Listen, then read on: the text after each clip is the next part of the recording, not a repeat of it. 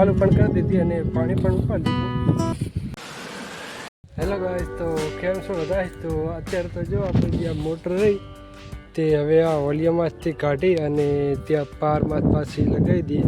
કેમ કે આપણે ખેતલાડીમાં હવે આ કેનાલ ચાલુ થઈ એટલે પાણીની આવક ચાલુ થઈ ગઈ છે.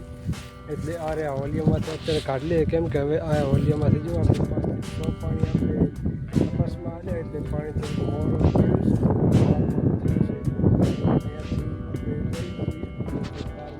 લગાવી દઈએ પાછી ત્યાં અંદર ગોઠવી દઈએ.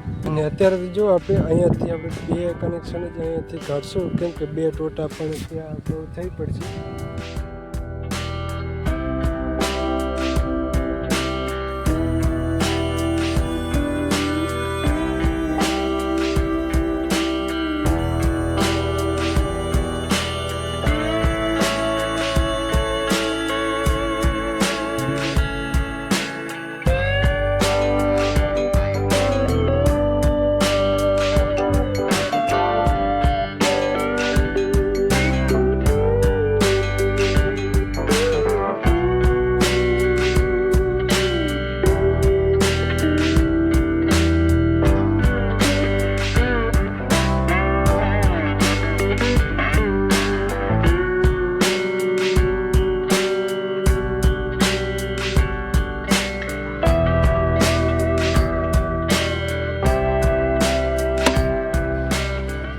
મોટર કમ્પ્લીટ સ્ટાર્ટ થઈ ગઈ છે અને પાણી પણ ઉપાડી લીધું છે. અને જો આપણે ખેતરવાડીમાં 2 ટોટા નાખ્યા છે અને અહીંયાથી અહીંયા કનેક્શન છે અને મોટર ચાલુ કરી દીધી છે. તમને અવાજ આવતો હશે મોટરમાં. અને પાણી પણ કમ્પ્લીટ ઉપાડી લીધું છે. તો આ રીતની કંઈક આપણે નીચેથી મોટર પાછી પારમાંથી લાવી દીધી. અને આ તો જો એક મોટર છે નાની એવી, આપણે નીચેથી ઉપર લાવતો 1 કલાક થયો. આપણે 1 કલાકમાં ત્યાંથી મોટર અહીંયા લઈ અને અહીંયા ગોઠવી અને ચાલુ પણ કરી દીધી અને પાણી પણ ઉપાડી દીધું. મોટર પાણી મેળવી દીધું. શું થયું આપણે જોઈએ. તો હું પેલી સાઈડ જતો હતો અને મોટર પાણી અચાનક મેળવી દીધું.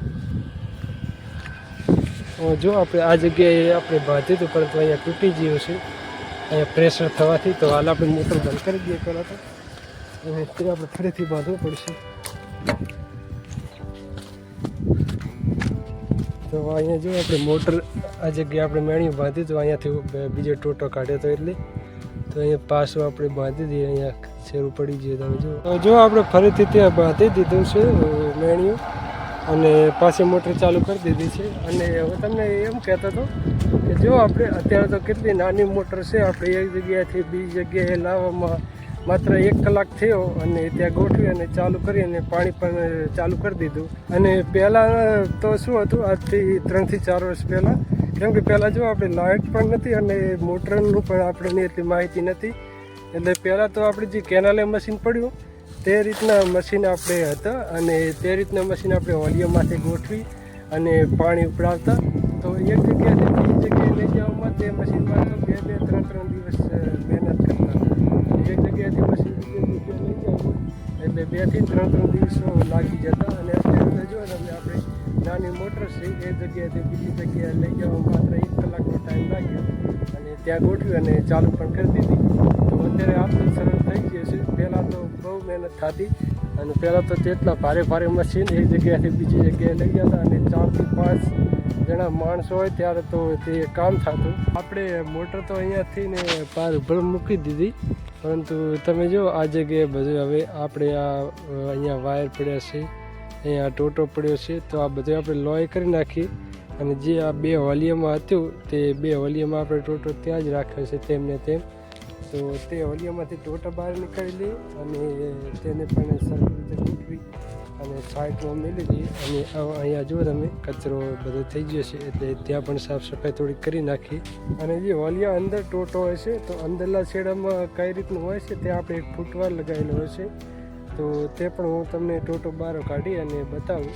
તો હવે આ હોલિયામાંથી આપણે આ ટોટો બારો નીકાળીએ. જો આપણે આ રીતનું કાંઈક આપણે હોલિયા અંદર ટોટો નાખેલો છે.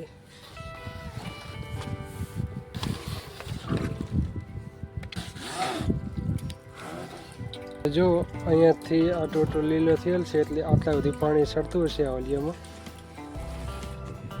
અને પૂરો આખો જ બહાર કાઢી નાખીએ પહેલાં તો જો આટલેથી અને અહીંયા સુધી પાણી ચડે છે. આપણા વલિયામાં તેટલું પાણી છે, અંદાજે 5 થી 6 ફૂટ જેવું હશે. અને અંદરની સાઈડ જો તમે આ રીતનો કાંઈક ફૂટવાલ આવે છે, આવડો કાંઈક ટોટો છે.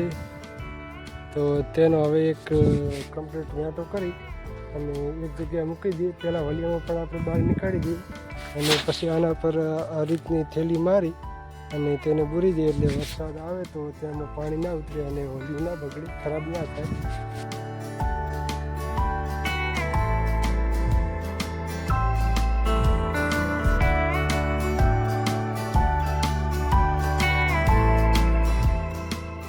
જો આપણે હોલિયામાંથી એક કાગળની થેલી મેલી અને માથે માટી નાખી દીધી છે. એટલે વરસાદ આવે તો વરસાદનું પાણી અંદર ના ઉતરે. અને તેમાં ટોટા હતા, તે ટોટાના વેટા કરી અને અહીંયા મૂકી દીધા છે. અને જો આપણે અહીંયા સાફ સફાઈ થોડી કરી નાખી છે. અને જે આપણે ખડું ખુડ્યું તેનો આપણે અહીંયા ઢગલો કરી અને ત્યાં મુકાઈ દઈશું. તો બસ આજનો વિડીયો આપણે આટલા સુધી રાખીએ. મળીએ જલ્દી બીજા વિડીયોમાં. તો ત્યાર સુધી આ વિડીયોને લાઈક કરી દેજો અને આપણી ચેનલને સબસ્ક્રાઈબ કરી દેજો. તો મળી જલ્દી બીજા વિડીયોમાં. ત્યાર સુધી જય હિન્દ, જય ભારત.